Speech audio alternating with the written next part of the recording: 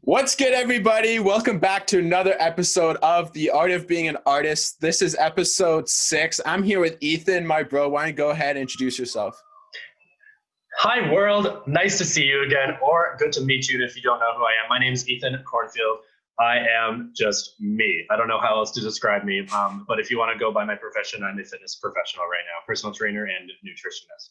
So I basically just want to give everybody as much energy as I can. I have it literally seeping through my pores, especially right now. I'm just so fired up. I want to give it to as many individuals as I can. Yeah, why don't we start with a little bit of your origin story, how you kind of came to become this fitness guy that you are today. Sounds good, man. All right, let's strap in, friends. So basically, I've been an athlete most of my life. I'm coming up on my 26th birthday at the end of October here. And ever since I can remember, I was always a little Zoom child. I always had so much energy. So I was blessed to have my parents put me in a lot of different sports. I played baseball for about 15 years. I played rugby for about 4. I played soccer for about 7, basketball for 2. I tried everything else, track and field. So I've always been moving. I loved the competition aspect of it. I loved the discipline aspect of it. I loved winning. I won't say that I won't love winning, but I enjoyed winning as well. I enjoyed the other sides of things too, when you weren't winning and you were like, wow, I need to learn and I need to improve on these things. So I've always been into fitness and or sports. The way that my athletic career ended is I had a ton of attitude issues as well as some injuries as well. I had a crazy major concussion by the time I was 15. So that's still, I wouldn't say it's continuously affecting me today, but I definitely have some brain issues with it, but I'm still going along. I'm still doing my thing. So after I stopped playing sports, I did have honestly a big void in my life. I was kind of lost and my life was like super foggy. I didn't really know what I was doing for a few years. Kind of freaked out. But then after a while, I was like, I need to do something. I was still working out, but I needed to just find my purpose, my meaning. What is meaning in this life? So I became a personal trainer. I became a nutritionist about 2.5, 3 years ago now, I would say. I've been just riding that wave since, man. That's awesome. And I'm very proud and happy for you that you got out of that bad spot and continued on a path of greatness. I know that you were born with some issues. You want to go over that and how you overcame it? Definitely, man. Okay, so I was born with my hips dislocated. So basically, if you guys want to picture just a human standing up, put your legs on your shoulders, and then I was born like bum first. So my hips, I had no hip joints for the first 2 weeks of my life. From what I was told, they had to form a hip joint, a ball and socket joint in both of my hips. This is a blessing and a curse. I am literally born this way. I don't know any different. So whenever people are saying, oh, I'm sorry, that's like that, I literally have never experienced life without this. So I'm just used to it. This is how it is. I take it with what it is. It's just part of life. So I'm very flexible because of it. But at the same time, my hips could also tear at any given moment if I'm doing things too hard. There's a very good chance I'll have arthritis by the time I'm 35 or 40. So that's not even 10 years away. So there's also, again, reasons why I'm so into having myself be as physically healthy as possible. It's nice that I'm able to be more flexible than the average person, but at the same time, I do have to watch myself. I went for a run this morning, as for an example. Yeah, my hips hurt. I would say that just walking is kind of painful, but painful is probably too harsh of a word. It's just discomfort, honestly. I think there's a level between discomfort, pain, legitimately being hurt, and then injury is the last actual level, I would say. So overcoming it, honestly, I don't think there's overcoming it, man. It's a good word. I appreciate you, but I have to live like this, and I am living like this. There's no other way. So it's not an overcoming, it's a being with. It's just a being. It's part of me. Yeah. Just like my tattoos, just like who I am, just like my brain. It's just a part of who I am. It's just it's part of my quirk.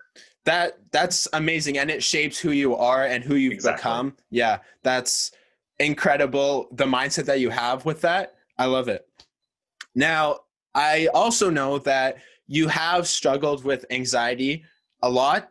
And I would love to dive into that because there are a lot of creators out there, a lot of artists who are in that rut, who don't know what to do. Why don't we start by defining what anxiety is, or maybe some signs that you have anxiety?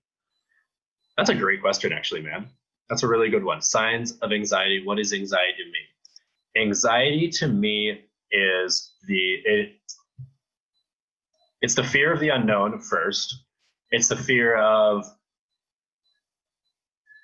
I think perfectionism is tied to anxiety because a lot of the time, at least in my experience as well, it's trying to perfect things so hard that you are stuck and you become anxious and trying to do things a certain way, and then you stop yourself from even doing them. Anxiety is worrying about another person's opinion as well. Anxiety is worrying about being embarrassed. Anxiety is about putting yourself out there, being vulnerable and not getting vulnerability back. I think all of us want to see vulnerability in another individual without having to give it back as well. So let's use this as an example. I'm still learning on being on camera. Like being on camera for me is a little bit of an anxious time. Instead of not ever doing it, I just do it as much as I can. And once you get into a state, it's not that the anxiety goes away. It's that you become more courageous. Yeah, and you get used to it. It becomes normal-ish. But yeah, that's a good word, yeah. It's amazing to see even your journey thus far, from like your journey on social media, coming from being so camera shy that you had a hard time even making a video, to now maybe you still have a little bit of that anxiety, but at least you're getting through it and putting out the content that you want and the content that is in your heart. Exactly. And if signs of anxiety, I think, well, physically, heart palpitations, your heart rate gets exponentially higher. Sweating happens a lot as well, or potentially even just clammy hands. It's how do I put this right? It's the mindset you going in of potentially I'm not enough, or what's going to happen if this doesn't go how I think it is. Second guessing yourself is a lot about anxieties too. Even if things aren't anxious, or if you are in an anxious situation, sometimes I think that is an okay thing to feel. Some fear is not fear.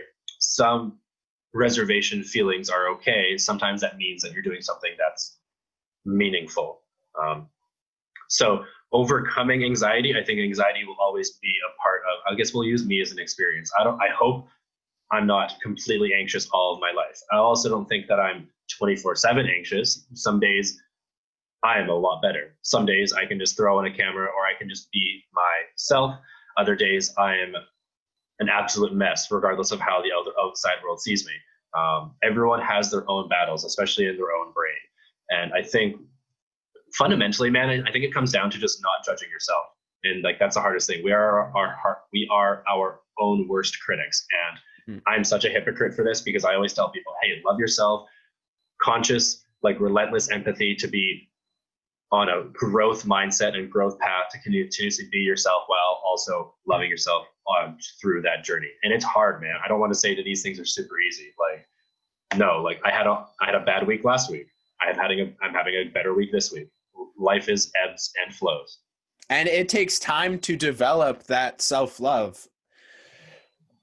What would you recommend for artists, or even anyone out there who is struggling with their anxiety, who is letting it hold them back from greatness and from achieving their dreams? Do you have any advice for them? Excellent idea, or excellent question, man. Admit it to yourself first. I don't care about anybody else first. First step, admit it to yourself. I don't care how you do it. You have to say it out loud or write it down. You can't just think it. There's a difference between thinking things. Thinking, I have anxiety. Okay, it's different than acknowledging it to yourself out loud or in paper. Okay, second step, try acknowledging it to somebody else. If you can't do that, write it down. Try and get it out of your brain. You need to get it out of yourself. Almost think of it as like words are coming out of your mouth and you are releasing the anxiety with it there for you. Third step, understand that it is not this gargantuan monster that you may perceive it to be. Anxiety is just another part of life. And just like every other obstacle, you will and can overcome them. Try and talk to people if you can. If you can get to the point once you've acknowledged it to yourself. I am so blessed to have an amazing therapist. She's been with me for like 7 years now. But if you can't have that, confine in someone that you can. If not, record yourself doing it, write it down, how to get over that. I'm still bad at meditating, man. I'm not going to front. I'm so honest. Like, I'm not good at meditating, but we can go back to just what meditating is. You can go into a meditative state, not just in the traditional sense of meditation. For me, my anxiety, how I lose a lot of my anxiety is running. It's kind of a juxtaposition because running hurts my hip more, but it helps my brain. So I have to have this like crazy, like, okay, how am I feeling today? Like, what matters more? To me, physical pain will never be the same as mental pain. And that's just me personally. Everyone else can decide for themselves. But for me, if my hip is bothering me, I'll stretch longer if I need to. But I also look at it as I need to destroy that monkey that's in my brain, or else I'm not going to be able to function, especially with my job. I am that person who's giving people the motivation, the mindset, the energy every single day. So if I'm at 90%, the perception, sometimes it looks like I'm at 50 or 30%, even though I'm only at 90% because I'm always trying to be at 100% energy level. And yeah, some days I'm at like 70, 80%, but the perception of it looks a lot worse than it is just because I'm so high energy and I'm so driven to get that monkey out of my brain. Well, let's lead this into meditation, because Let's do it. Anxiety, I would like to go on to further explain it as it's a worry of either the future or the past. If you are in the current moment, anxiety is not there. And that is, in my opinion, I believe that that's where you get rid of it, from being in the moment, and there's no better source than meditation. Now, me and you have had some amazing conversations about meditation, and I want to go over a few things that we kind of discussed. And the first thing is that, like you said before, meditation is not just the traditional sense of what you might think of it. You might think of someone sitting down practicing Zazen, as the Zen would call it, and that's sitting meditation. Well, meditation is actually a state of consciousness. It's a state of being. Therefore, you can meditate doing any activity. You can meditate when you're on a run. You can meditate while making music, whatever your flow state is. And that's the best way I think you could find that in the momentness, is just figure out where's your flow state and do that. And once you do, like consciously think about, oh, my flow state is when I'm producing, or it is when I'm running. The next time you're in that moment, just realize that anxiety is not with you. Have you had experiences like what I'm explaining? Man, we have had some amazing conversations. Yeah. I love that you hit on exactly what I wanted to talk about. One of my favorite hashtags, I don't know if it's mine, I don't know if I brought it from the Aether or I found it from someone, but I always like saying, find your flow. Flow state to me can be achieved, as you said, at any given waking moment of life. Flow state is being as present in the present moment as you possibly can. So a lot of the time if I know I'm having an anxiety attack or my anxiety is higher, I will try and recognize first what I'm doing, why am I feeling that way, and should I change it? Am I doing something right? Am I doing something wrong? I don't even like those words, honestly, right or wrong. But yeah, the more I'm comfortable with being on mic. I tried to record my first podcast last night, but then I screwed up and I lost some content as well, but that's okay. While I was recording it though, I realized I was just in the moment. I was just focused on the words that I was trying to produce and trying to convey, and really the ideas that I had, and the thought vomit, as I call it, as I wanted to try and portray to everyone else. So I think anyone can find their own flow in any given sense. I personally, of course, I think exercise is such a good way of releasing mental and physical stress. There's a reason why I'm still doing what I'm doing. Yeah, and the other thing is meditation, not just for anxiety, but even if you think that you're in a good place, it is so good just to clear the mind, because when you're always speaking, you never hear what anyone else has to say. That's a quote from Alan Watts. And meditating is kind of a similar thing. It's like you're thinking all the time, and there's always thoughts going in and out.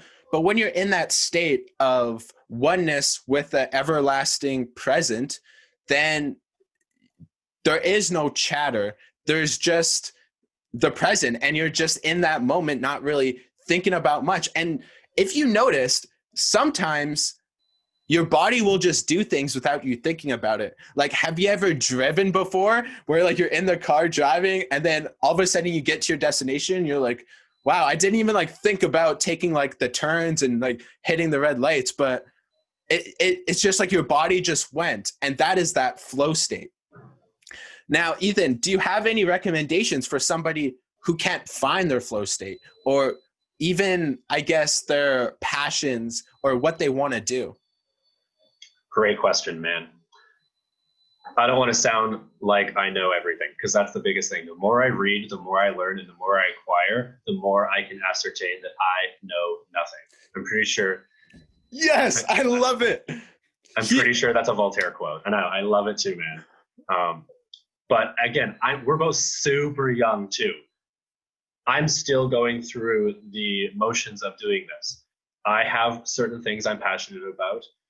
If people have no passion or things that they cannot find their flow state, try things.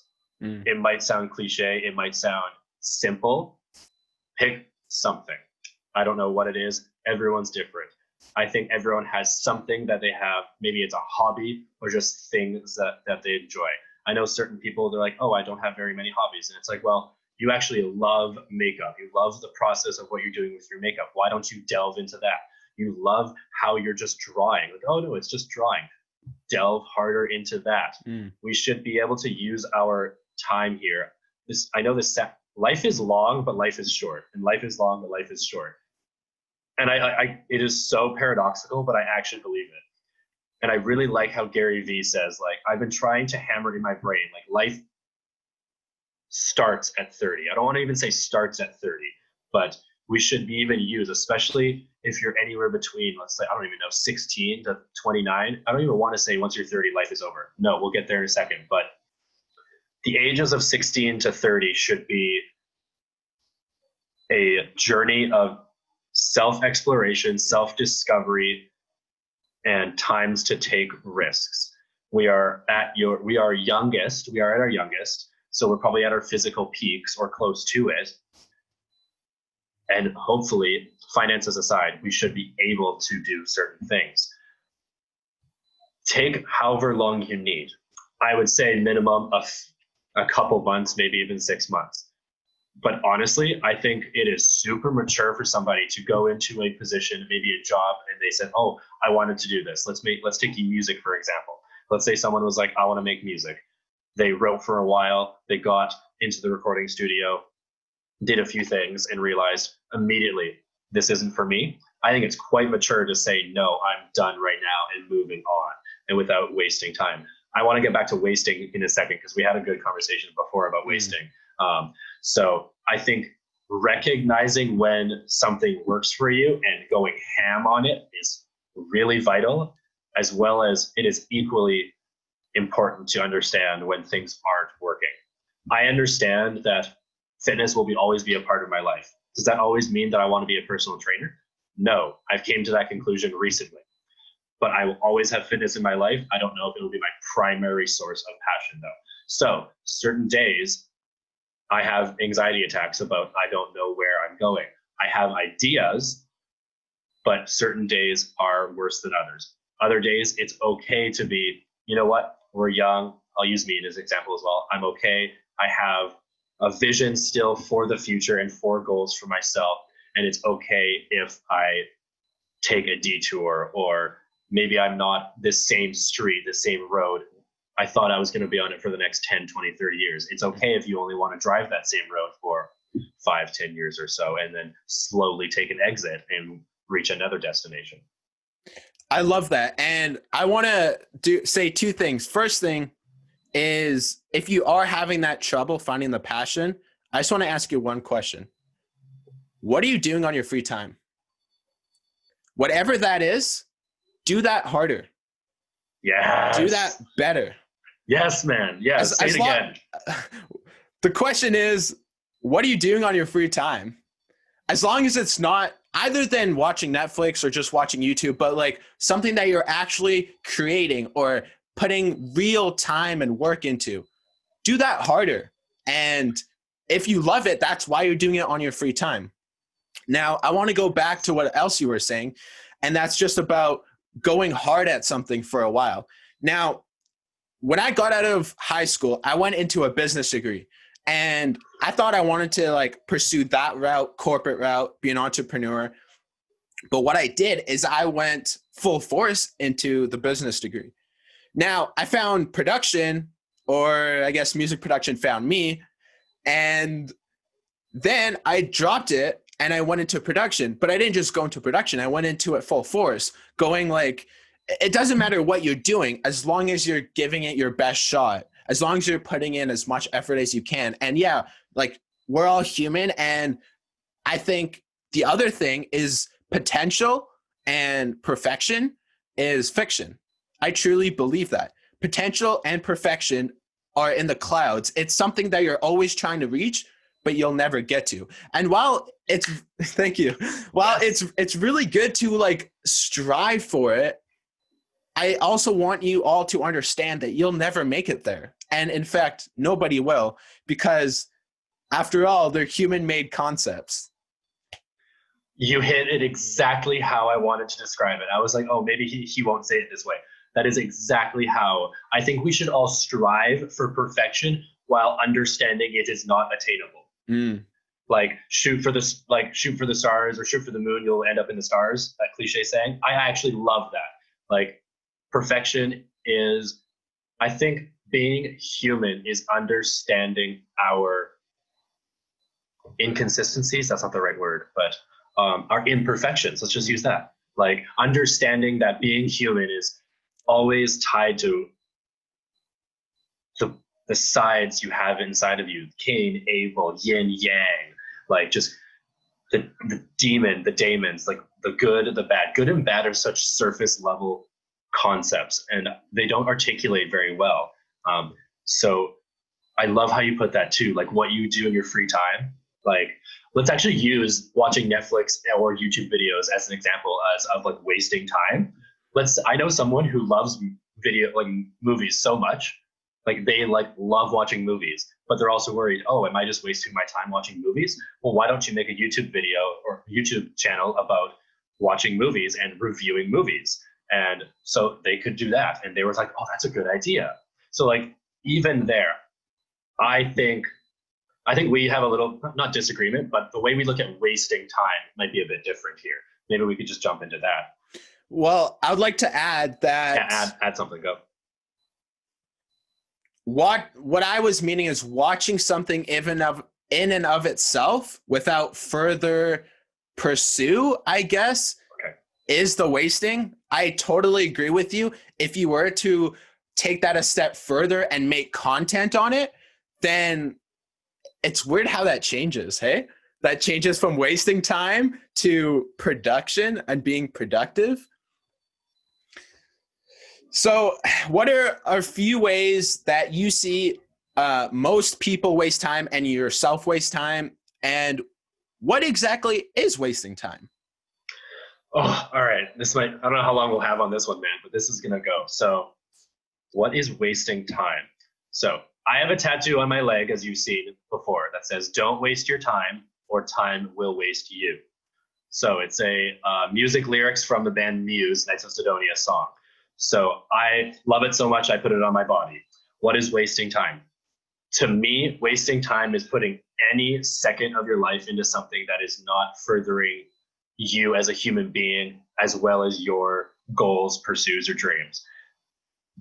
Doing something that is not furthering yourself as an individual, first and foremost, I believe is wasting time. Let's use video games as an example. I try not to play very many video games right now, personally, but there are times where the downtime for my brain to play a half an hour of NHL is productive for me in the long run because I look at it and view it as I guess we'll call it a stress reliever or anxiety reliever. I also time myself on it though, too. I try not to put any of my time into things that do not further me. I try not to waste a moment of existence, I guess, if we want to put it that way as well. So I loved the quote so much in the songs Knights of Sidonia that I put it on my body because it really stuck with me that if you go by your life, actually, let's go back for a second. If you're living your life based off of somebody else's desires, if you're not living your life how you want to, that is also a waste of time, in my opinion. Maybe you're doing this, because I should, maybe because it pays well. Everyone's a little bit different, but for me, I vehemently would like to just live my life however I see fit. And I think everyone should. We should all celebrate our own individuality. So wasting time for me, if I kept going about my life without a direct purpose or set goal and line of like sight line, then time would waste me. You would see your years go by. As I've gotten older, I'm not old at all, but mid-20s has felt really weird. It's very transformative for me. But I have saying 5 years when I was 20, that 5-year gap was when from 20 to 15 is very different from 25 to 20. I have a 5-year gap now being, I'm not even going to call myself an adult, but basically from 20 to 25 is an adult. A lot of that time, I feel like when I'm down, I feel like I wasted 5 years of my life. But that's when I'm down. I don't think I wasted those times. I think I could have used my time better and more constructively, learning about that. As long as I recognize that and learn from it and don't make those same mistakes, I don't think I wasted any time. I also went to university as well, like you did, friend. I burnt myself out though. I was so like, I want to do this, I want to do this, I want to do this. I could not choose. I triple majored in languages, philosophy, and psychology at once. Wow. So when I did that, I only lasted for 2 years and I burnt myself out. I said, I can't do this anymore. Not that I didn't love those majors or minors. There's a reason I love languages. We can get to that later as well. But so when I'm more clear-headed, I understand that the gap I'll use as an example again, 5 years from 20 to 25. There were times where I was just wasting my time in the cloud, in the fog of indecision. Decision is better than no decision. What's the quote? It's Kierkegaard. I think it's do it or don't do it. You will regret it either way. And I thought that was cool. Like, I would rather myself and others make a decision and that be the wrong decision than not make any decision at all. So I look at my 20 to 25 as I made a horrific amount of mistakes. Let's not get that wrong. But as long as I recognize that and as long as I understand that I did everything to become the person that I am today and further become the person that I am tomorrow and the next day and the next day, then did I really waste some time? I still think I wasted maybe some time. I mean, I definitely did way too many drugs. I know about that. But at the end of the day, at the end of the night, I do feel better about myself, understanding, well, one, we can't change the past. It would be nice if we could get into a time machine, maybe at some point, and go back and see and try and change things. But let's say we could do that. We go into a time machine, go back to Ethan when he's 20. We might not have met. So I think it is a good thing that I made all of those mistakes and I did all of that so I can learn forward and future Ethan can have a better present. And I've met so many amazing people like yourself in that because of everything that I have done. That's a lot to take in, and I know. I'm sorry. I know. No. I love it. It's amazing. Why don't you go on and kind of give a little bit of an explanation of how amazing the coincidence of us meeting is? Dude. Oh, yes. Okay. So for those that don't know, Malachi and I are from the same province in Canada. We met like 8,000 kilometers away. So I had been in Barcelona, Spain for about 7 to 10 days or so. And Malachi, it was the first day. So I came out, I was still high and or drunk. I know I was under the influence of something. I just remember that. I came down for breakfast and I noticed the hoodie you were wearing. It was super cool.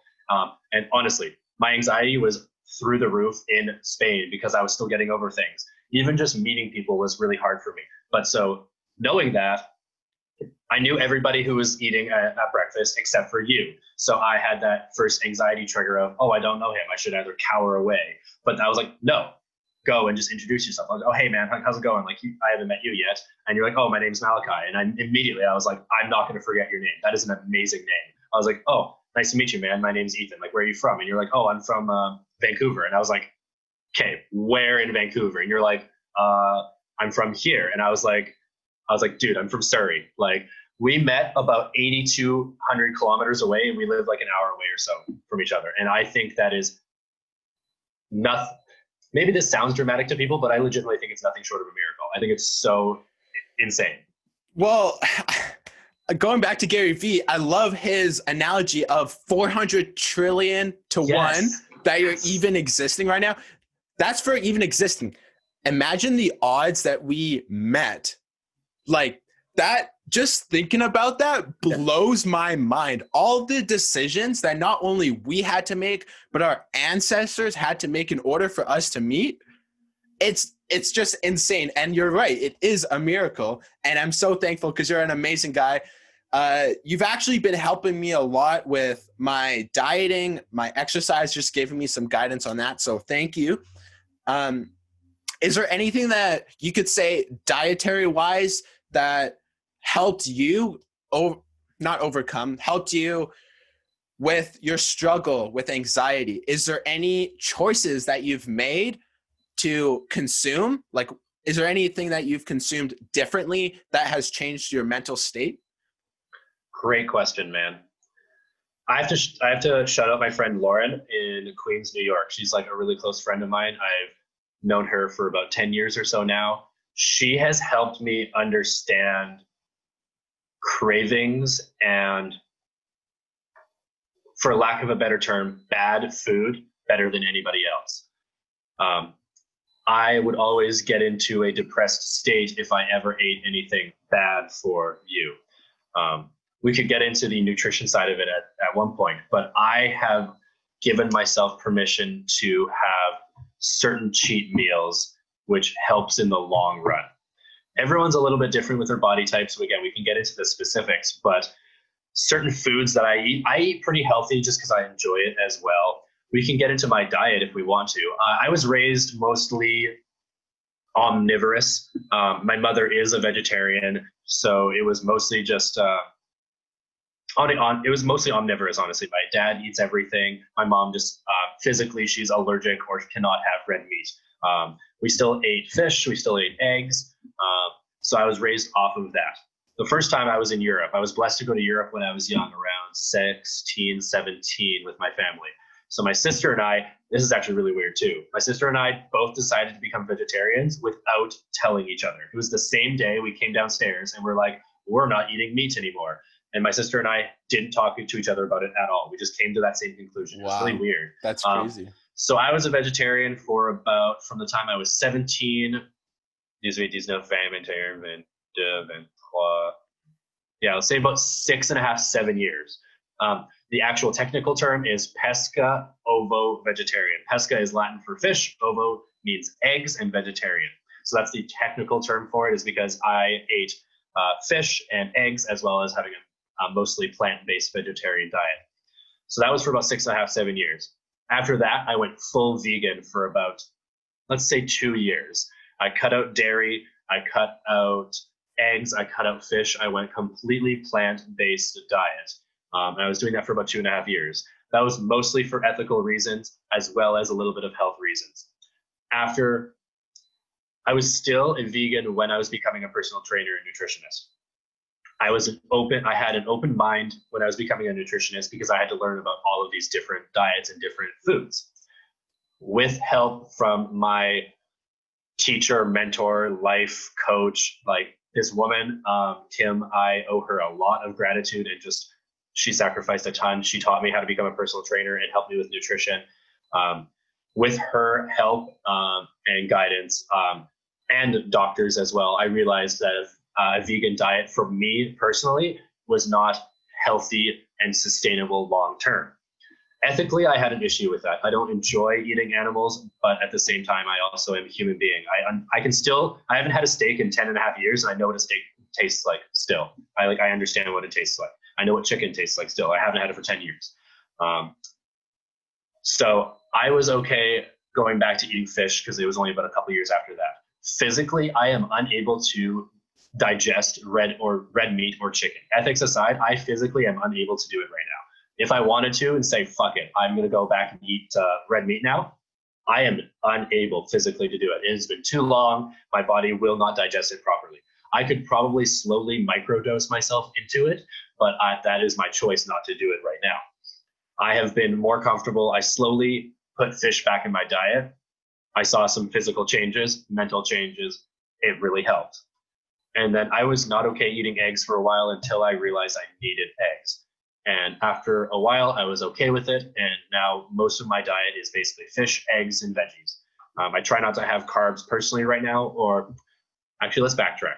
I do eat carbs. I love fruit. Fruit is one of my biggest weaknesses. So when I say I don't eat sugar, I basically don't eat any like refined sugar or white sugar. I will maybe have, if I'm too stoned one at night, I might have something. But I usually just make cookies myself, and I'll try and make them as healthy as possible. And they always have protein powder in them.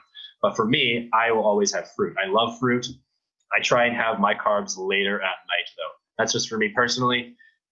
Because of the spike in simple carbs, which fruit are, you'll basically get like a cocaine-like high from it that'll just crash you as quickly as you are digesting it. So for me, it is better that I have my carbohydrates at night because that's closer when I'm going to bed. It's okay. As an example, if you have a huge plate of pasta, sometimes you feel if you eat too much, or if you just after, depending on what kind of pasta, you're like, oh, wow, I'm kind of sluggish. I feel a little down, a little sleepy. That's because of the certain type of carbs that you are eating. So for me, any type of carbs right now, I try and have very little throughout the day. I will have some. I had a piece of naan with my eggs this morning after my run, but I didn't have very much. It's not enough for me to crash. I was a little tired, but I was okay. So I will have a ton of veggies. Veggies are complex carbs, so they digest slower. I'll have a lot of those. Most of my meal will be predominantly fish with a ton of veggies, either raw or cooked or baked. And I'll have a ton of those at night, not right before bed, but like in the nighttime. That was a long-winded answer. I hope that made sense. No, that's good. That's good. And I want you to debunk a myth, or maybe it's not a myth. When you cook vegetables, does it take the nutrients out? I love you, man. Yes, that's such a great question. Okay.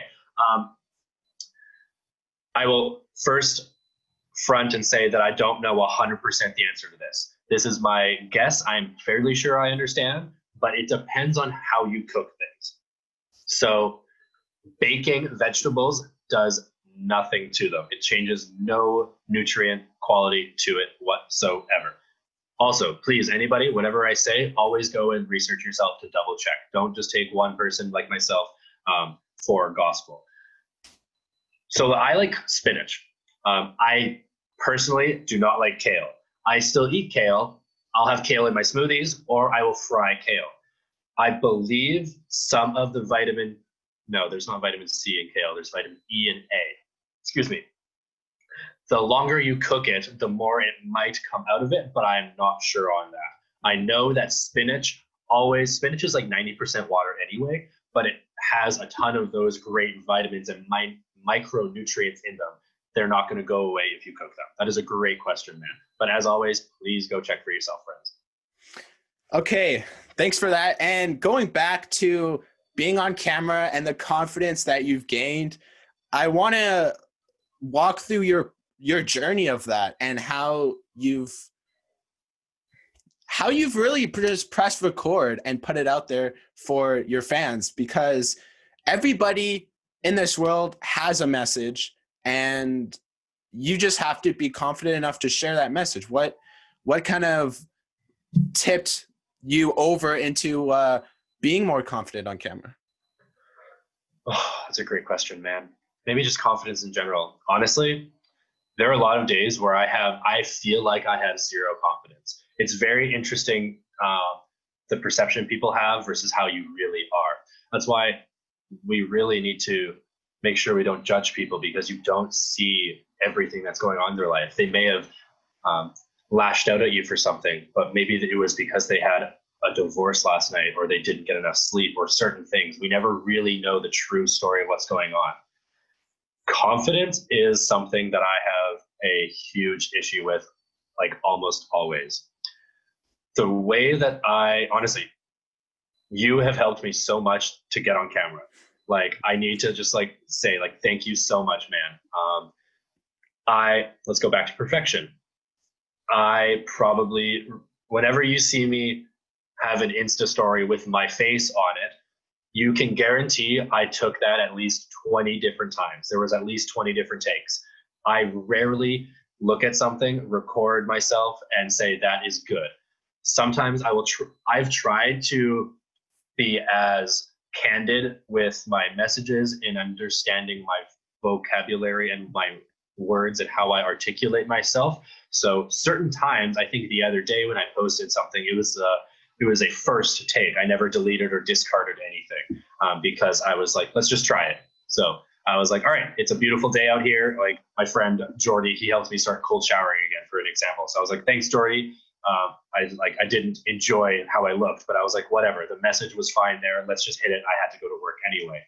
So repetitions really help. The more you do it, the anxiety is still there, but your courage increases. So your courage level is higher, and you're more able to face those demons and those dragons that are in front of you. It can be with anything in life, man. Like, we should celebrate who we are. There's a fine line between confidence, arrogance, and egotism. I was very arrogant for a lot of my life. I think it came back to, I was naturally very gifted as an athlete. I was very good. I am fairly fast. There are still so many people that are faster than me in the world. But I was able to naturally do things a little bit better than people, and that got to my head. I played in something called the Little League World Series when I was 12 years old. It's a big baseball thing down in the States. That got to my head as well. Being on camera, like being on ESPN, being interviewed when I was 12 years old, having literally thousands of people coming up to me when I was in Williamsport, Pennsylvania, being like, I need your autograph. One, that is a crazy experience for anybody. Two, it went to my head. So I've had to fight my ego or my inner demon ever since that. And I still think I do it every day. I tried to. My therapy session earlier today, I was like, is this my ego talking? And my therapist was amazing. She's so honest with me as well. I cannot appreciate her enough. So the battle between confidence, arrogance, and egotism is something I always have a struggle with, because I understand what it's like to be an ego head or someone who is very self-centered. Self-centeredness versus self-care and self-love. So I think we need to just celebrate who we are individually while constantly wanting to improve ourselves. So when I'm down, I don't enjoy myself at all. And I'm very hard on myself, and I need to stop that, because I don't think it's arrogant to say that I can provide value to people, or I have a message that people can hear. I can learn a ton myself too, but I think that we all can learn from each other. That doesn't mean that people can't learn from me as well. There's a reason. I didn't realize either. One of my old members at the place I used to work at, he was a school teacher, and I was like, man, you have so much patience. Like, how do you do that? He's like, Ethan, like, you're a teacher. Like, how do you deal with adults? And I was like, oh, I guess I kind of am, like, because I teach group fitness as well as what I do. So I was like, oh, wow, that kind of clicked. I guess I am sort of a teacher. And so having confidence in yourself is huge. And it's really hard. Like, I don't know how to do it. I don't know how we have certain people have confidence or not, but I think it's just coming back and having your foot on, well, one, gratitude for existence, the fact we're here, 400 trillion to 1. 2, there is no one like you, for better and for worse. There's no one else like me in the world. I'm so glad about that for like the bad parts of me, but like, I'm also happy with that, because there's no one else going to be like me. There's no one else like you as well, man. So we should be able to celebrate everything about us. How's that sound? Yeah, and here's the thing is, because you are so unique, you have a gift that the world needs. There is so much negativity in this world that it needs the gift of everybody, because everybody has something to give. Now, you might think immediately, well, maybe my gift is drawing. Well, there's millions of people who draw, but there's only one person who draws like you, with the same experience as you and the past that you have. There's only one, and that is you.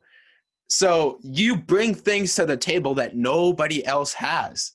And I think it's almost our job or our responsibility to give something back to the world, to improve it in some way for future generations, and to spread more positivity and love.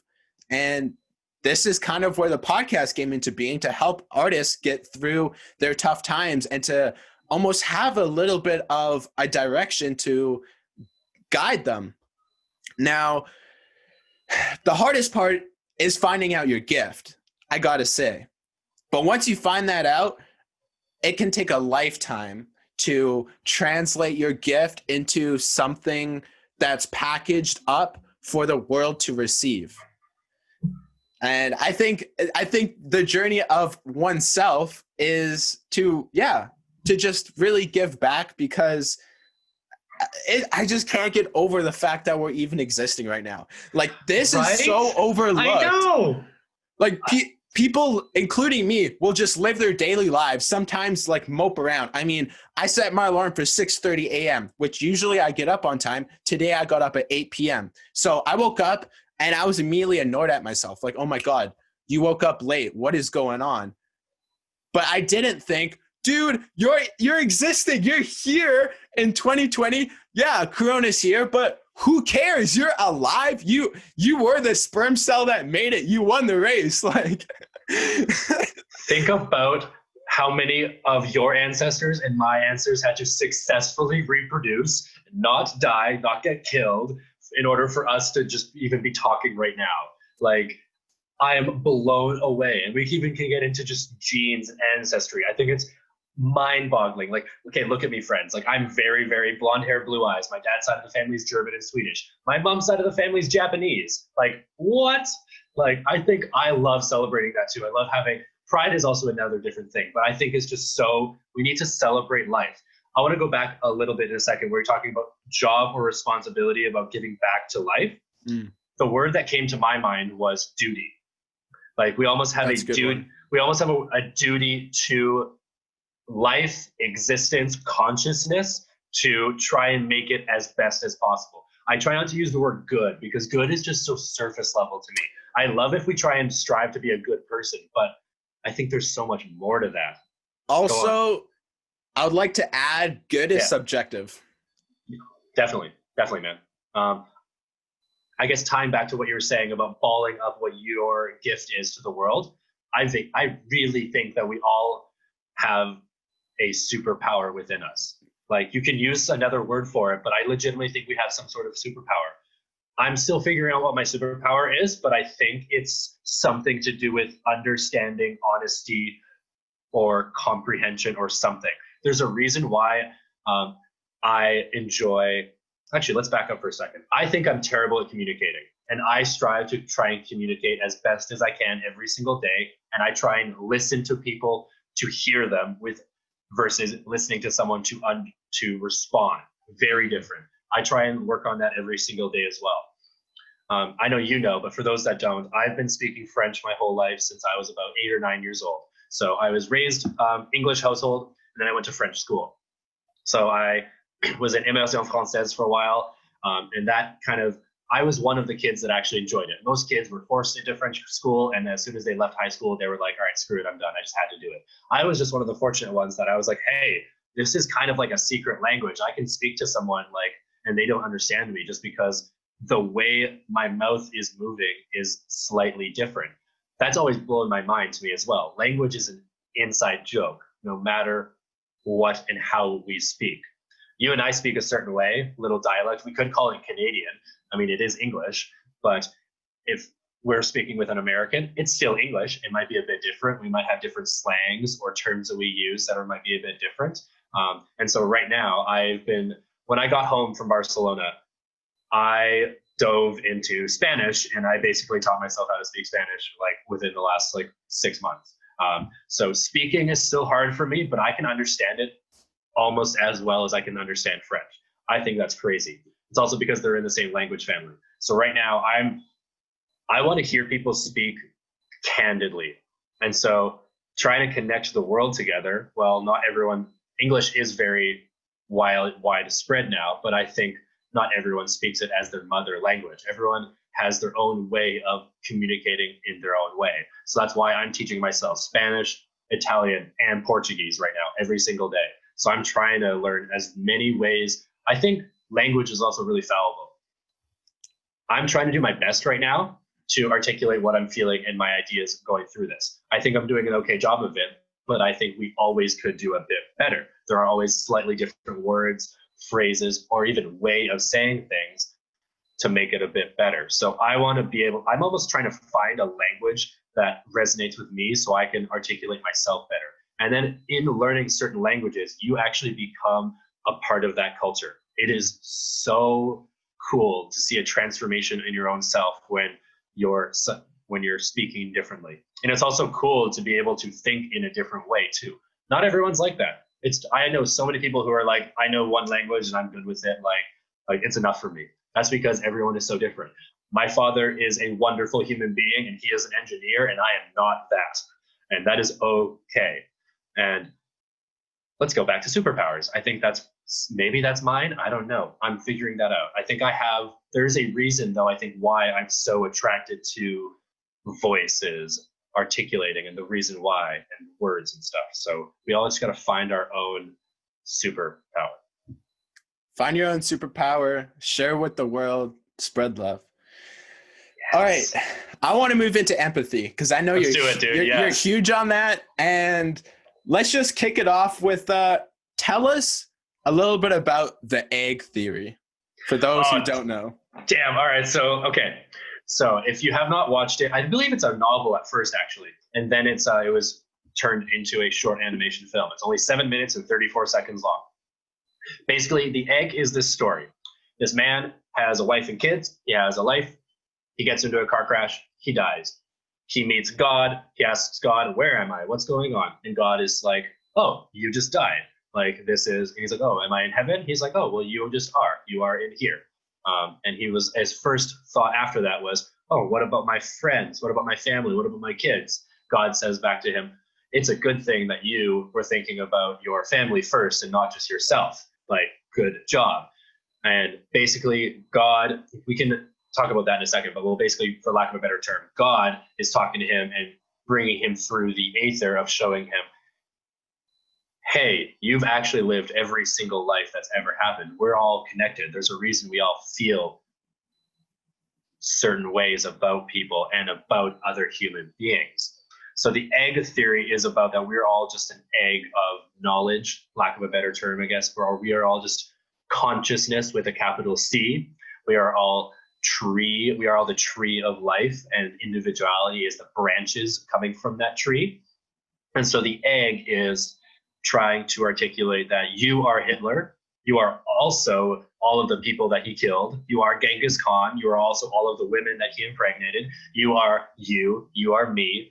You are anybody in 21, 30, 130 years from now, or 110 years from now. You are every individual not at once, but you have experienced everything so you can go and know what it's like to be truly human. You've got all of the experiences, and learning from that, you gain knowledge, and let's use the word serenity. I think that's a good one.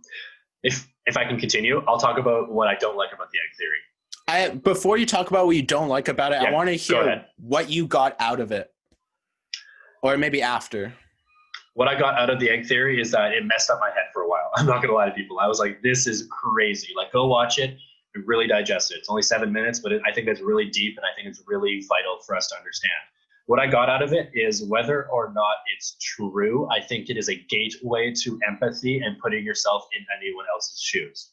I think it is a door to understanding that we are all human and we are all our own individuals, but we are all still connected. So that's what I got out of it. And I was kind of distraught for a while, just freaking out about it. Like, oh my goodness, like this is pretty heavy. It's very Buddhist-like, as you were saying to me earlier. But I think fundamentally it is a gateway to understanding others, understanding yourself, and hopefully the world and the universe that we live in here. Now, you were going to go on to explain what you don't like about it. So what I don't like about the egg theory is that potentially you could have a messianic or Jesus-like complex come from it. Your ego could potentially arise if you get to the point of saying, I am the universe, I am God, I am everything at once, I am every human being that's ever lived and that is ever living right now. Like, oh my goodness, I am the center of the universe, I even am the universe. I think that it could, the self, I think it can go awry depending on who you are and how you look at it as very selfishly, oh, I am everything and the world is for me and I am the only thing or only one that exists. You can take it certain ways. I think fundamentally it's again, goes back to having empathy for other people. I do believe that we are all connected, but I don't think, I really like what you said about the self not being. Do you want me to explain that a bit? I would love if you don't mind, yeah. Okay, so I'm just so a bit of background. I've been diving huge into Buddhism, specifically Zen and philosophy, Eastern philosophy that is. And one of the concepts in it, this is like very important for most strains of Buddhism, and that is the illusion of self. Now, the self is basically your ego and thinking that you are separate from the universe or separate from the world. Now, in Buddhist thought, you are one with everything. You are one with God. You are God. The rocks are God. God, like, is the right word, but it has like a weird thought to it in the Western mindset, because in the West, they think about Christianity, and in that sense of God, almost like a being that's like more powerful. But I would like to use the word Brahman because that seems more, it's everything is God and you are one with it. And that's how you are one with everything, with the Tao. Now, the reason that no one should be this, I don't want to get too religious, but taking Jesus himself aside, no one should have the thought of, I am Jesus and I am God because I am everything. Well, don't forget that the rock is also God and is also everything, and everything is as well. So knowing that from a standpoint from Zen is because you are one with everything, you care for everything, and you have empathy for others and for the things that are around you because it is one with you. If that makes sense. Dude, I love that. And I actually think this is an Alan Watts quote. Regardless of if it is true or not, I am living my life by this quote right now. Individuality is consciousness gazing back upon itself. I think that is a crazy quote when I first heard it. I really believe that we are all connected, whether or not we are all consciousness with a capital C, the tree of life with a capital T, and we are all the branches of life. I'm living my life as if it is true. Jordan Peterson talks about he lives his life as if God exists. Whether or not God exists is another thing entirely. Mm-hmm. I look at faith differently than religion. I think faith is vital. I think we really need faith. And then religion is a little bit different. It's funny because I do have a tattoo of a church on my arm now. So I have definitely delved heavily into my faith. Sorry, go on, man. I just want to say the reason I wanted to get into this subject is to get back to empathy. Yeah. And because you are one with everything, it is so vital that you respect everything as if it was yourself. Yes. Great way of putting it. Yes. And I think that's just a great base to help you understand the life and life as well. Like understanding that, hey, that person that flipped you off while you were driving, that's also you is such a wrong word to use, but let's use you for lack of a better term. Brahmin was really cool. I've actually never heard of that used in that way before. I really like that you used that. Yeah, it's the reason I like that is because it's very unheard of in the West. So yes, there's not that Christian connotation with it. Not that Christianity is bad, but just because their view of God, in my opinion, is very different. Yes, I agree. But yeah, like whether you believe that we're all connected or not is besides the point. It's the fact that that it is important to deploy the respect amongst experience and amongst each other, because at the end of the day, love is really all we have on this earth. And without love, there's nothing. And we need to be bringers of light in embodying that action over reaction. We need to come together under kindness, love. I even think kindness is just such a basic term, but again, lack of a better word that I have in my brain right now. Yeah, I agree, man. And I also have issues with not Christianity, but their version of God. But I have no issue with people who live their life based on a certain way of thinking. I think if anybody, no matter how someone comes to loving life, respecting others, I think that's fundamentally what matters. And we could disagree about certain religions. We could disagree about God being outside of space and time as more traditional Western God versus God being everything, and we are all God in the universe as well. I think having those discussions are important, but at the end of the day, one of my really close friends, he is Christian. We disagree on things. We have amazing conversations about it, and we still leave like hugging each other, even though his version of God is different than what I say when I say God. I also think, yeah, go on. I want to also mention that it doesn't matter what religion you're a part of. I don't care if you're Hindu, if you're Christian, Buddhist, whatever you are. If you're deploying love, then you're on the right path. I agree. Yes, I'm going to just like repeat what you said there. I do not care what your faith is or if you subscribe to a religion. As long as you are on the path of putting love out there, then we are on the same, I don't want to say team, but we are on the same page. Like it is all about love and trying to make this universe or us better every single moment. Straight facts. This is like an insane podcast, even just for me listening to. I love all the concepts and ideas that are flowing right now.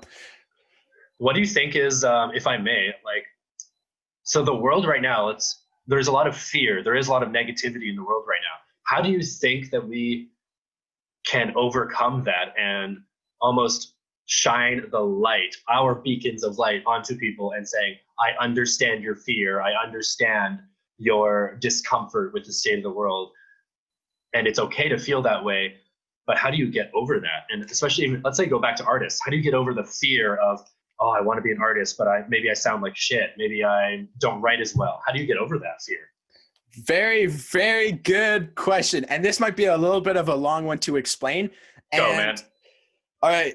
Sit back. So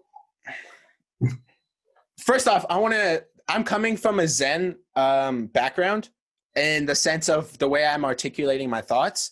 And in order for you to understand, in order for you to understand those thoughts and ideas, Zen is not a religion. It is not a philosophy. It is a state of consciousness and a state of being. Okay. So I'm just going to put that out there to start. Now, fear in the world is acquired by humans grasping. Now, the Buddhists would say life is suffering. It's funny because just yesterday I came to this conclusion. Life does not equal suffering. It's our human grasping at life that makes it suffering.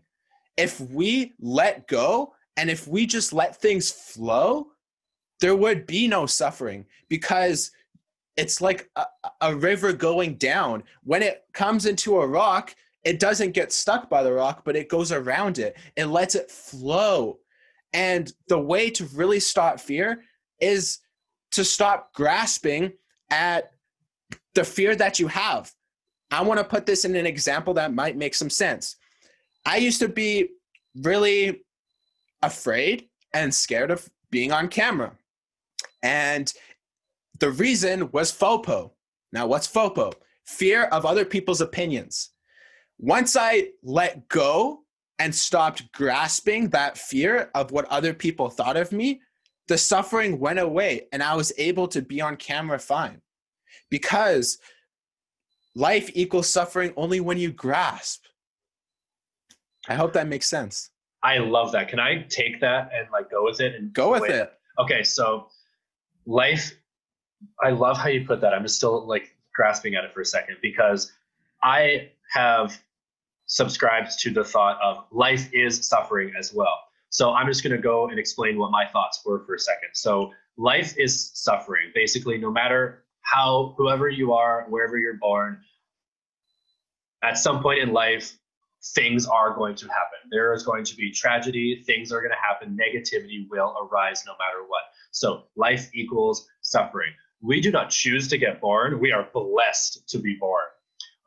But we are also not, we do not choose to, we cannot choose to not suffer. I love how you put that because it's like very opposite what I'm about to say, but we cannot choose to not suffer. We can choose what is worth suffering for, because you can look at life as suffering. Life is pain. Existence is pain. What is worth going through this? Eventually, everyone we love, they're going to be either, they're going to be gone, we're going to be gone at some point. Things will happen. Tragedy will strike.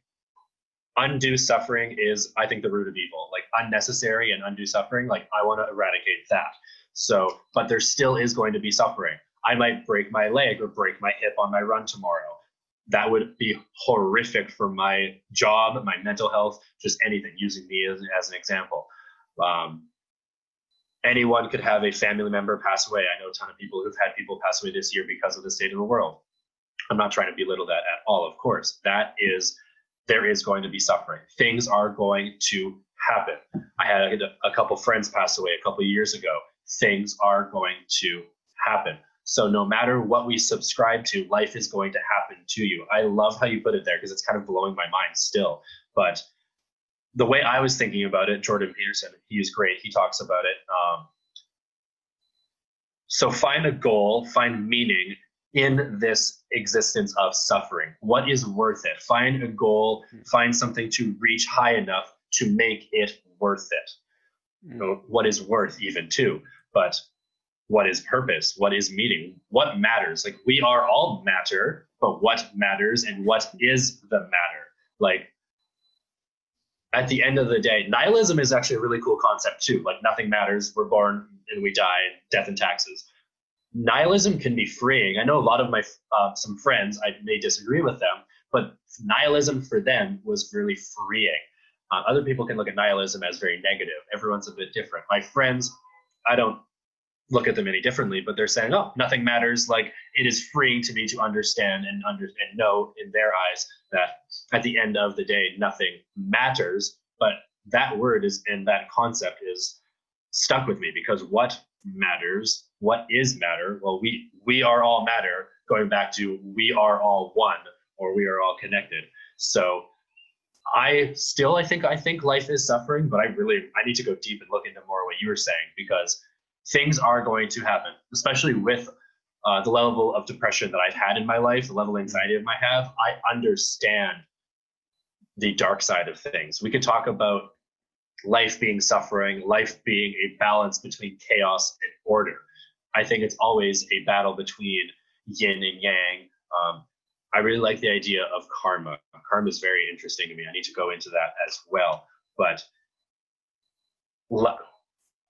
regardless of whether you think God is real, God controls us, we live in a simulation, the universe happened, the Big Bang Theory, no matter what happened, no matter what is true, life is happening. This is happening to us. Maybe we are just in a simulation, or maybe we are just some alien science project that's in a corner. That's a funny theory that I've also looked at. Maybe we are just an alien ourselves, ripping a bong, doing a crazy DMT hit, and we come out of it when we die and say, hey man, how's that going? Like, how was that trip? And it's like, whoa, maybe that happens. No, regardless of if anything I just said is true or just bogus, what you and I are experiencing right now, what everyone is experiencing in this world, in this universe, it is happening regardless of what we think of it, regardless of if God, a Christian God created us, whether we created us, consciousness created us, it is still happening. So finding a way to I think we have to make our own meaning. Like, you have to find your own way. Otherwise, you're going to get stuck in that fog of indecision. A lot of depression in my life came from being indecisive. I'm still very indecisive. Let's use me as an example right now. There are things that I'm very passionate about, and so I'm trying to do a little bit of it every day. I'm trying to go ham in languages. I used to do more hours in a day than before, but now I'm allotting myself about 30 to 60 minutes a day on each language. So I'll do Spanish, Italian, and Portuguese, 30 to 60 minutes each. I would love to do way more. I know I can. I'm not going to make the excuse of saying I don't have enough time. I do have enough time. I am allocating my time at other places as well. I love writing. Writing is a creative outlet for me as well. So I try and write as well every day. I've taken a couple of days off, maybe a week or so now. My really close friend, one of my best friends who I live with, my roommate, he is also a musician. He's been helping me relearn guitar. He is super patient with me. He is amazing. So I try and just do 20 minutes of guitar every day as well. So finding things to give yourself meaning and have purpose and a goal to make life matter to you is really crucial. That was a long-winded way of saying things, but does that make sense? It does make sense, because there is also this idea proposed by a philosopher. His name is Albert Camus, and it is, it is that the world is absurd, and it is just absurd. The way he put it is there's no rhyme or reason. It just is. And it is the humans who give it reason and who gives it meaning. Now, yes, I like what you said. It is definitely up to us to decide how we want to interpret it. And I want to really emphasize this. It's not about what you believe. It's not about what you think. It's about how you live and how you act. Yes. Yes, I'm going to scream at that. I love that, man. I'm sorry for interrupting, but yes. Yeah, I mean, because you can be from any background with any philosophy, any ideas, any conspiracies. It doesn't matter, because at the end of the day, you are here right now, whether this is an illusion and simulation or whatever. There's this one fact that, oh my gosh, I love this. And this is the first time I've actually said this publicly, but there is only one fact in this entire world, and that is we are experiencing. Oh my God. Now, I don't know what we're experiencing. It could be fake. It could be the real reality. It could be an illusion, but we are experiencing something.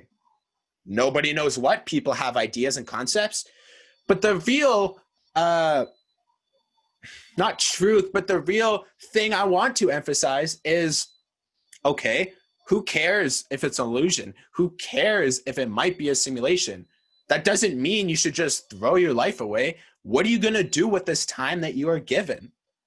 And you just really have to live with that in your brain about, including myself, we can get so judgmental about people's thoughts and beliefs.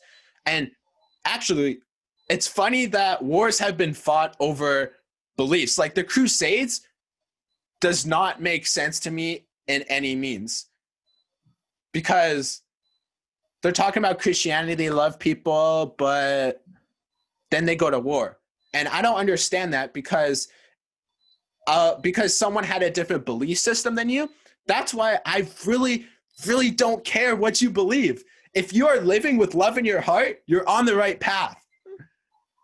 Oh, I love how passionate you are about that too, man. If I can take a couple seconds, I think life is, I want to go back to chaos and order, because I think within all of us, maybe let's tie it to you not understanding the Crusades and stuff. I think another foot on why I'm so empathetic is because I understand my own personal capacity for atrocity. So once you understand what you are capable of in a malevolent sense, you understand as well, you would not want that to happen to yourself. So why would you want to do that to other people, especially if they're someone, especially if they're you, or especially if they're the consciousness.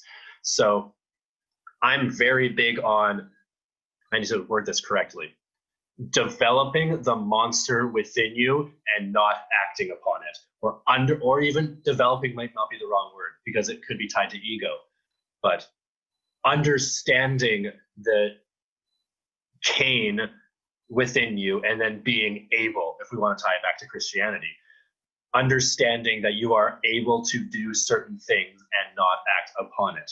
I think within us, we all have that animalistic instinct of,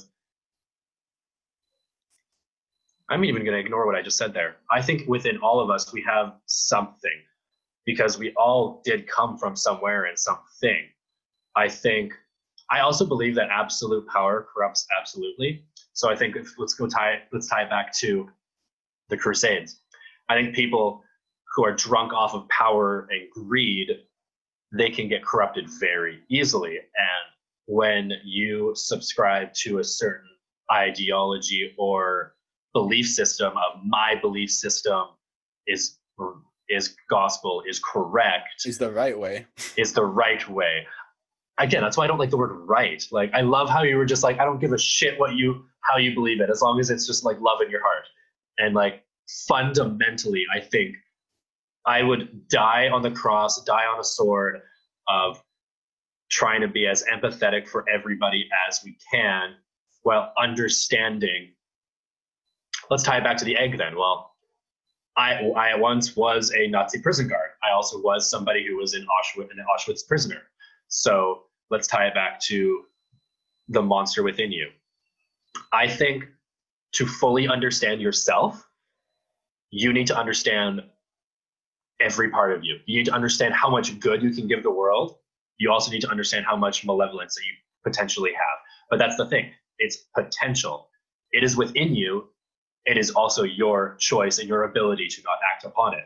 And that is why consciously I would like to give as much of my light and energy to everybody else. Am I saying I'm a monster? I don't know, maybe. I don't think so, though. I think I am just me. I also understand what I am capable of. I understand when people, we all have emotions. Controlling your emotions is really hard. I think if you don't understand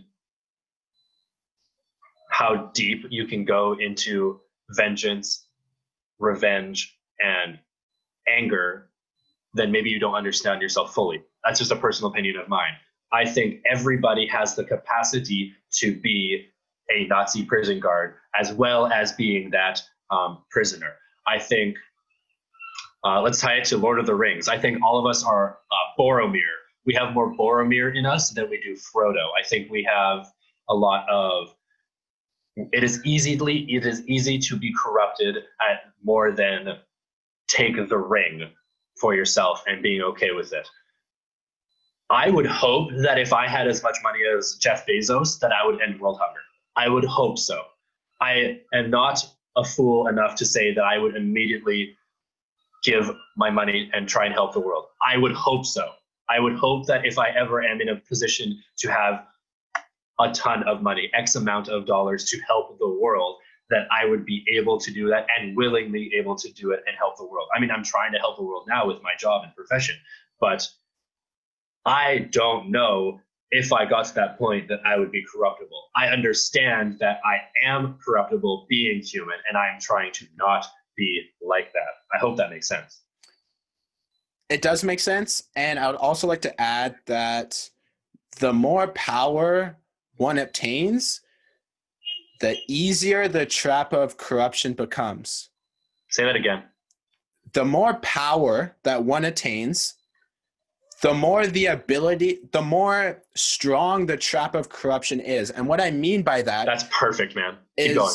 Yeah. So when you're at a low point, when you don't have much power, you're not corrupt, or at least you don't think you are, because just because like you don't have that influence of the dollar or of influence. So when you start building, and as you get higher and higher, that's when I don't want to use the word demons, but that's when I guess demons are coming at you to pull you down. And that's when you actually need to be the strongest. And that's when it becomes hard. I mean, that's why you see when people get rich all of a sudden, whether it's through the lottery or building a business that finally takes off, their personality flips from when they started to where they're at. And it's because they have increased power. Therefore, morals and corruption become harder. So yeah, just be aware, and it's always going to be a constant battle to keep a good head on your shoulder and to just really be who you are and not let outside influences affect you in a negative way. That's a really good way of putting it. Let's jump off that point for a second here. Not letting outside influences affect you in a negative way. I think having an open mind is crucial. Mm-hmm. I think having such an open mind that you don't have your own personality or own opinions is too open. I got to a point in my life for a couple of years when I was around 20, let's say 22 to 24, where my base, I assumed that everything I thought was wrong, everyone else was right. And that is not a way of living. I do not agree with that. I had no opinions to myself. I didn't know what I believed in. And I think you have to have some sort of concrete or even just a sketch of opinions on certain things while being open to being wrong and still with that growth mindset. So I think one of my biggest traits is how open I am, but I also have to watch myself because I understand I used to be so open. I would assume that what I was doing and what I was thinking was wrong. Yes, a lot of the time I was wrong or am wrong, but a lot of the times I was right, and then I assumed I was wrong. And so I went down a wrong path versus when I was already on that and I was doing that. So I think having opinions on things while being open to learning and changing is crucial and huge. Yeah, and as far as open-mindedness goes, everything that you think is the right way or you think is, like the way it's supposed to be, well, everyone thought the earth was flat and that was the right way until someone came along and said, actually, it's round. You know what they did? They killed him. Yeah. Like, fuck you, buddy. The earth isn't round. You're crazy. Because they were so set in their beliefs and they did not have that open-mindedness. And I've really learned from hearing that story and from just understanding that everything you think is right was actually almost brought into your mind by an outside force. Ideas, concepts, thoughts, language. No one really has their own ideas because they're being formulated through concepts of the past. And while, yes, you can make new ideas, what I mean is the way in which you do is the same throughout language, because you're given this structure of vocabulary that you have to stay within in order to facilitate what you want to say. And basically, what I'm trying to get with this is that you really don't know. Like you just don't know. And you have to be okay with not knowing. And I guess going back, that's part of just letting go and just letting the river flow. Just be okay with not knowing, and you can still have your own ideas and your own truths, but just have it in the sense that in the end, you don't really know. So having that open-mindedness and being able to think about different ideas that even go against what you believe and to take them into consideration is extremely important. Because at one point, you thought nothing. At one point, you were a baby. You had no thoughts at all. What if you were just stuck in your ways then? Then maybe, let's say you're a really solid Christian. Like, that's all I ever believe. Well, as a baby, you had to be open-minded in order to adopt the Christianity belief. So I think we should revert back to being that state of a child, at looking at the world with wonder and with open-mindedness. I want to bring us back there and, yeah, just really indulge in each other and spread love as you were a kid. I like the concept of objective truth, which helps as well, going back to having your own opinions on things, having your own truths. Whatever the shape of the world is, it is regardless of how you and I think about it. It's regardless of how we think about it. So yeah, they asked the guy that was like, hey, by the way, this is actually how it is. And they're like, oh no, you're wrong. Whoever is right it doesn't matter. It is what it is. That's Aristotle, I think, actually quoted it is what it is originally. But I like the idea of objective truths, of things being with a capital B, regardless of how we think. But I think it also is crucial to have like, hey, this is what I think about this. This is what I think about this. And this is why, while being so open. I love how you talked about a child's wonderment towards the world. I think the biggest thing that we lose as we grow up, I think maturity is great, but I think the biggest thing we lose when we grow up is the excitement for existence, or I'm just going to use the word wonder that you use again, the wonder for the world, the just like starry, deary-eyed of like, look at this, like, oh my goodness, like we shouldn't have our inner child disintegrate just because we mature. Our inner child might not even be the right word. I'll just use it for lack of a better term. Our inner child should be able to blossom and grow with our maturity and becomes mature, while not losing that childlike mindset or mentality towards how the world is. Because I think there's a reason why I don't want to use the word win, man, but like there's a reason why Gary Vee is the way Gary Vee is. There's a reason why people who put their foot down in the gratitude for existence at the very core of their being, I think there's a reason why there's more happiness and good going towards them. There's a reason why, of course, he works his absolute butt off and people need to still do certain things. But when you appreciate just waking up every day, I don't know if the universe gives back to you, but maybe, I think so. Like, I know someone who's passed away in their sleep. So just the fact that we wake up every day, again, let's go back to you getting upset with yourself. I did the same thing on the weekend, man. I was supposed to get up at 5:55 and I woke up at 8:30 and I was like immediately upset with myself for like an hour. I didn't do anything for an hour. I wasted an hour of my time, and then I finally got my mindset back into it. Like, at least I woke up. Like, at least I'm still here. And we actually I really like Camus too. I love that you brought him up too. He can be a little dark for some people. But I really, really, if I could talk about this for a sec, man, I love how he talks about, he's like, should I commit suicide in the morning or have coffee? That's really extreme, but his thought behind it, if I may try and articulate it, is the world is so absurd. There is so much bullshit and crazy going on. Is there a point to it? Should I just jump off of a building? Should I just end it all now? Like, what is this? Or should I have a nice cup of coffee? I think we should always have a nice cup of coffee. As someone who has had a ton of depression in my life and who has had like really bad thoughts like that, I really want to vehemently make sure that people don't ever get to that point either. Like, I think that's why I appreciate life so much too, as well, man, is because I have had the thought of wanting to expel life itself. And when you get to that point, you realize, when you get over that, then you realize, oh my goodness, I almost just destroyed a gift, and the gift is life. And I had an awful week last week. Like, I don't know if I will ever get over depression and anxiety.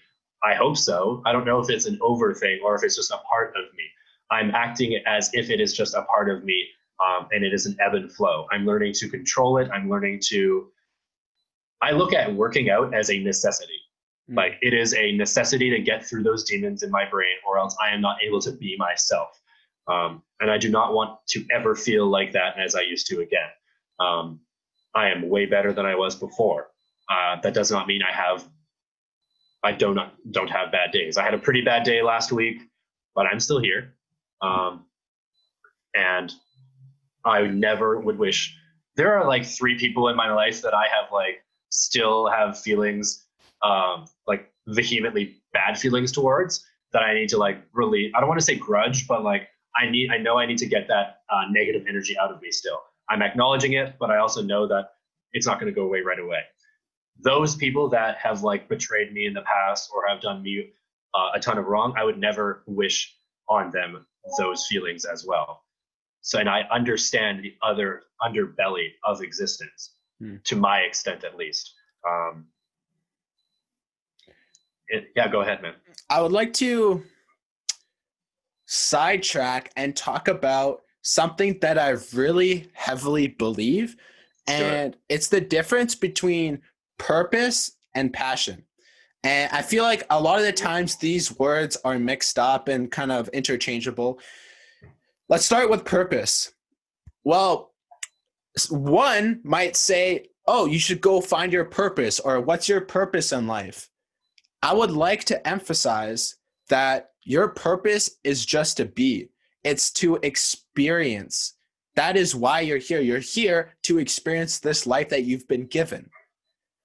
Now, your passion is what you love, what you do on your free time. And that is where I want myself and others to really drive their life, is with their passion. But always come back to purpose is just to be. So even though I woke up late today and I was annoyed that I guess wasted those few hours in the morning, I still had a good morning because my purpose was to exist, and I was existing by sleeping. I was existing by waking up. Maybe even I had a little bit of negativity because of it, because I woke up late. But having that mindset of, wow, I'm here and I'm so gifted that I'm here, you can then go on to, okay, what do I want? Okay, so now that your purpose is to exist and you're doing that, what are you going to do with your time? Now, you can do whatever you like, but I think it's best for the world, for myself, and for others to really follow your passion, because that's what you love and that's what you're passionate about. And these get confused so much. I really, really wanted to make that distinction. What do you think about that? You just blew my brain, dude. Give me a second here. That was awesome. Well, I'll continue. Please do. Yeah, that's amazing.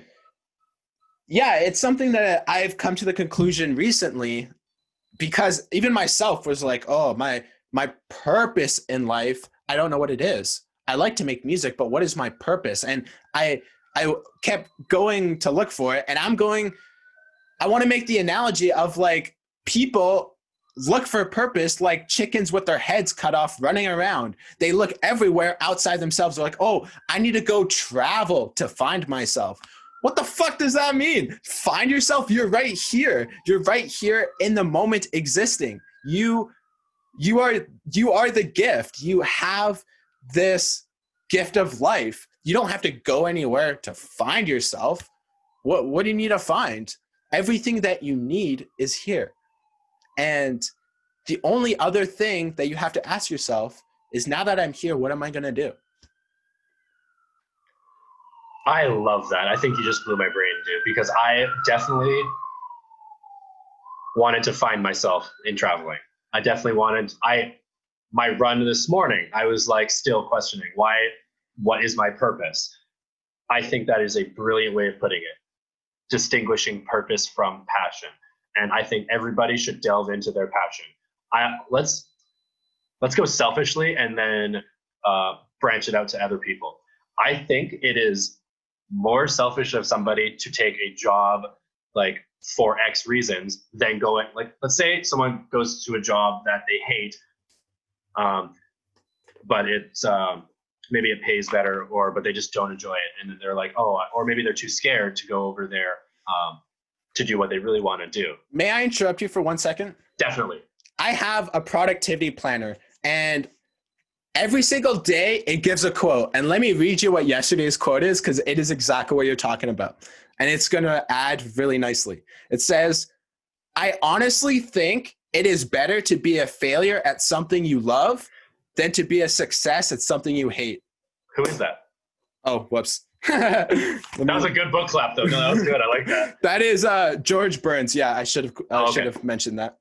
No worries. That is yes. I would much rather be terrible at what I'm doing and love it than be the best person. Let's go back to my, they didn't like push me into being a lawyer, but my parents were like, I think you'd be a good lawyer. If I was the best lawyer in the world, but I still hated it as much, there's a reason I'm not a lawyer. I think my life would not be as good than if I failed at what I loved to do. Mm. I think, let's go back to that. I think individuals, I think we help the collective consciousness of the universe and everyone around us, our community, our society, when you go and try and do things that you love more. I think it actually helps the world more. I think you're not helping the world more if you try and go and do something that you don't like. I think it's actually way better. It's not selfish at all. It's actually more selfless because you're actually invested into doing something. You're like enjoying doing it. You're not hating existence you're not hating being. And I never want to go to a job that I wake up for and I'm like dreading going there. I will never go back to that. There's a difference between getting a crappy job when we're younger just to pay some bills. I understand that aspect of life and finances, but I am blessed enough to be in an industry where I can make decent enough money and I do something that I actually genuinely enjoy. The money helps. It is not a driving factor. I would much rather, you could not pay me enough money to sit and do a 9-to-5 desk job, but that's me personally. Like there's not enough money in the world for me to slave away at a desk and do certain things. But again, that's me personally. Maybe someone's calling is to do that. I think everyone needs to find their calling or their passion. Passionless people, there are some of them out there. There are people probably, again, you're right, like just finding things like what is your passion? Man, I love how you put that. Of purpose is just to be. Our purpose is to just experience life. I still do want to travel. I was trying that whole like, okay, maybe I'll find myself elsewhere. But now the reason why I want to travel and I want to see almost every single country or continent is because I want to celebrate this world that we live in. I think it's incredible, like anywhere we are in the world. And I think culture is super interesting. I want to experience all of those different cultures. And maybe I will discover within myself more about me than, let's say, an external like discovery. Like, I love how you put that. I think that's actually going to be that's really well done because I still want to travel. I still want to go and experience the world, but it's not because I'm going to find myself out there. It's because I want to celebrate. I do want to experience different parts of the world and see what they're like, because it is the world is a miracle. Like, man, I literally can see the United States, how close I live to them right now. I literally just go into my balcony. I can see the US. I see the ocean every single day. I live on a 6th floor. I have like a crazy view of the ocean in my bedroom. I literally look to the left and I see like the ocean. It is so grounding. Like, May I also add that as far as travel goes, yes, there is no finding yourself, but that does not mean you do not learn and you do not experience and you do not grow. Yes, Because well said. you do grow and learn and all that through your travels, but it's not because you didn't have your essence that whole time. You still have your essence, you're still yourself, but you're finding out new things about yourself. You're finding out discoveries and you're coming to new conclusions and you're experiencing new things. And I love travel, and travel is a great way to expand your mind and to be open to new ideas and concepts and new ways of living. So I have nothing against travel. In fact, I love travel, but don't expect to find yourself. Yeah, I think I definitely agree with that. I think you can't run away from yourself. Like at the end of the day, you're always going to go to bed with you and your own thoughts. And you just are. And we have to accept that. Going back to loving yourself, like you will always be with yourself. It is better to love that than not. I also want to, I know this is a really dense episode and I love it. If you're still with us this far, I'm proud of you because this is really dense. But I want to move on to enlightenment. Oh, yes, please, dude. Now, there are different ideas of what enlightenment means. And I came to this, I'm not even kidding, I came to this conclusion last week. I always thought that it was an experience outside of this world. You become enlightened and you have like your third eye, whatever, and you have an experience outside of yourself. But what I came to understand through Alan Watts, thank you, is it is more of a settling in and being one with the world, not an outside. Holy shit. That blew my mind, and I'm still thinking about it because I always thought that, oh, enlightenment, the Buddha, he's outside of this world and he's got new experience. Well, actually, he's experiencing the same world. He is experiencing the same world we are without the human concepts and imagery. I like that word, imagery. Oh, that's so good, dude. Because you can say something like that is good, that is bad. Well, good and bad, they're subjective. They're human thoughts. They're human ideas. The Buddha sees it as one. And enlightenment is a settling in and being okay with the world as it is. Enlightenment is being.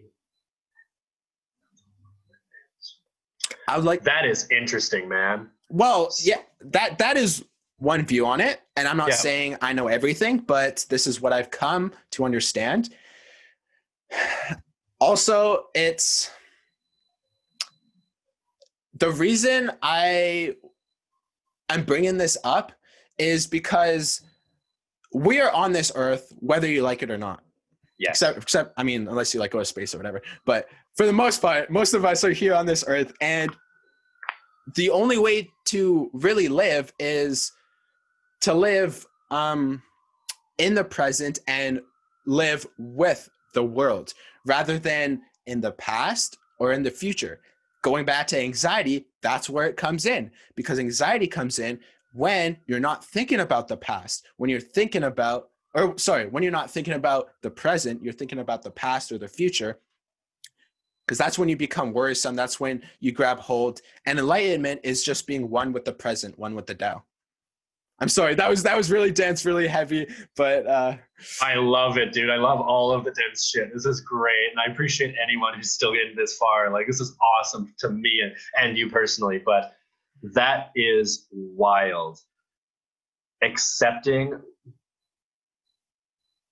the universe as is. As is.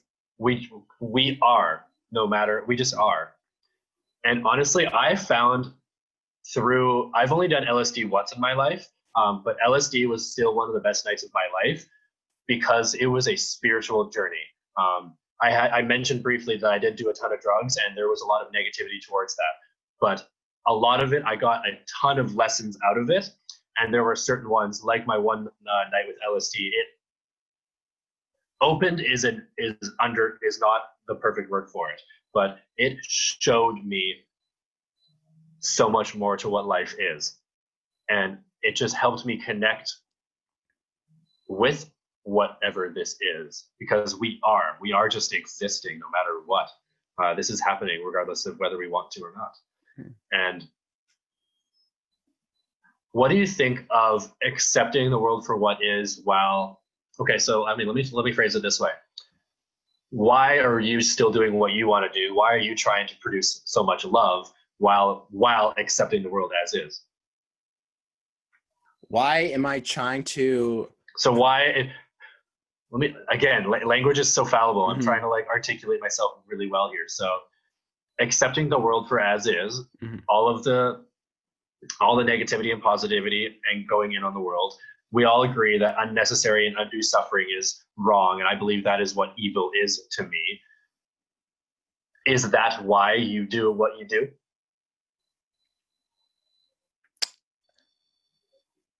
That is a really good question.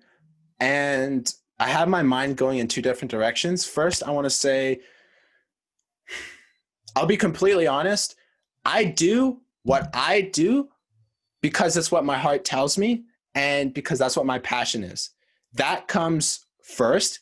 You may say it's selfish or not, but I do what is in my heart, and in essence, because it's my passion, I am able to spread love. So it's not because the world has so much negativity that I do what I do. It's because I follow my heart. But in turn, because I'm following my heart, I am able to spread positivity and love. That makes sense. Definitely. I like that. I love that answer, man. Yeah. So before we end today's episode, why don't you go ahead and would you like to leave the audience with any thoughts, questions, ideas? Why are you here, and what are you here for? I want to get to know individuals at as much of a candid, honest, brutal level as possible. I think if you do not understand yourself, regardless of what the self is, actually, let me tie this back. The reason I do believe that we are all connected, but I also want to celebrate the individuality, because even if we are all consciousness, or we are all one, we are all experiencing existence and in life in a different way. And I think we need to celebrate that. So in order to do that, we all need to understand our version of self, our individuality, love it, and try and bring it together into a conglomeration of love and acceptance. I think I have a vision that I want to manifest with the world in mind. I hope I can achieve it. I hope we can all achieve it. But I think the biggest thing I want to leave with anybody, if anyone is still listening, I love you and I appreciate you, is that you as an individual can do way more than what you perceive to be, mentally, physically, spiritually. Selfishly, let me just say this. I woke up one day last year, about 4 weeks after my ex and I of 5 years broke up. I woke up and ran a marathon because I wanted to. I literally was just like, I'm going to do this. That is not hard. That is hard. I'm making it sound easy. Like, oh, I just woke up and I ran 42 and a half kilometers. Yeah, and I had a terrible time. I did it just under 5 hours, like 4 hours and 15 minutes or something. It's crazy. But I'm trying to use that as an example of you can do way more than you perceive. And I like vehemently believe that. Anytime I'm on a run, I'm like, man, you could have done better. Even if I just like break my own personal records like every day, like it's like, hey, you could do better. always compare yourself to who you were yesterday, not to anyone else or who you are today. That's Jordan Peterson. Understand that there is no one else like you. I think unique is an overused term right now, and I hate that it is because it's so true. Like, we are all unique. We are all our own individual self. But I think if you get anything out of this, it's you are you. Celebrate it. Find out if you don't know who you are, celebrate it. Let's get back to, I have a ton of tattoos now. I have Socrates on my left forearm. It says, know thyself in ancient Greek. Whenever my time comes and I pass away, I want to look down at my left forearm and understand that I did my best and my utmost duty to understand who I was and what I had brought to this world, my own individual self. Beautiful. Dude, this was insane. Go ahead and shout out your socials so these lovely people who are listening can give you a follow. All right, my friends. So I have a couple different ones. The two Instagrams I'll give you. True North Travels is one of my main ones. I kind of just talk about everything on there. My main fitness one that will be coming up is called Rep1 Fitness. REP1ONE Fitness. Rep1 stands for Relentless Empathy and Passion. So you can understand why we talked about this so much and why I'm so driven about it. Is I was just running one day and I was like, hey, Rep1 sounds kind of cool, like Relentless Empathy and Passion. So you can find me at Rep1 Fitness, or you can find me at True North Travels, or just look up Ethan Cornfield as well there. I also have a creative outlet, but that's for personal people as well. So maybe if we get to know each other better, I'll give you that. But look up my name or Rep1 Fitness. Honestly, no matter who you are, if you found us through this, like, just be like, hey, I saw you on this podcast. Like, can you help me? Like, yeah, like, ask me anything. I'll eventually get back to you guys. So just understand that we're all in this together, my friends. No matter what you believe in or who you believe in, like, it's nothing but love. Nothing but love. And thank you so much for being on this episode. It was intense. Dude, it was intense. Yes. Thank you for having me as well, man. Like, again, Malachi, you've helped me so much just getting over my anxiety on being on camera. Anytime I am upset with a couple takes I have, I literally think back to what you say about, like, doing something is better than not. There have been a couple times where I have not posted something and I was like, damn it, I should have done at least something. Malachi would have done something. And I was like, okay. So I can't thank you enough, man. Like, again, it's a battle, but you've helped me a ton, dude. I appreciate it. And finished is better than perfect for those of you who want to know the exact. And for all you listening out there, if you've made it this far, I commend you for sticking with us through all the craziness. And I really hope that you've got something out of this. Please go show Ethan some love. Thank you all for listening. Thank you for being on the show. Peace out.